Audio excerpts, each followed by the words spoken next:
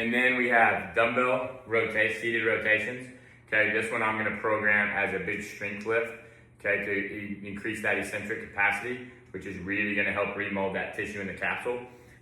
With this one, we're gonna do it in 3 blocks, 3 phases. We're gonna do a submaximal eccentric block, a maximal eccentric block, and then a super maximal eccentric block. So what that means is the submaximal eccentric is going to be a weight where you go down really slow, and I'll give you the prescribed amount because that will change week to week, but I'm gonna come down like this, okay? And then it's a weight that I can actually do the concentric.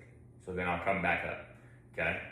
Down really slow, okay, for the prescribed amount of time, all the way to the bottom. Don't move your scap, okay? Just the shoulders, so that should stay still. I'm gonna let that bicep keep rotating all the way down, and then come back up, okay? And again, you wanna find a good weight. So I'm using 10s here, maybe you could even do it with the 15s, but just for the video's sake. But I wanna find a weight that's pretty tough for, like, you know, the prescribed amount of reps, 4 to 6, whatever I prescribe there. And where it gets tough, okay? And then we'll kind of increase that in that block. Then we're gonna go into the maximal eccentric block, okay? So I have a heavier weight, okay? I want to control it down, okay, for the prescribed amount of time.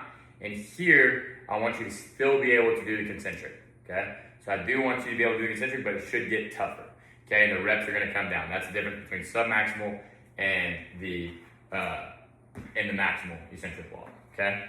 And then the last one, okay, we want a weight, then the super maximal block, I want a weight that you can not do the concentric, okay? So you're gonna lower down for the prescribed amount of time and the negative. And I can get this up, but let's just say I couldn't, okay?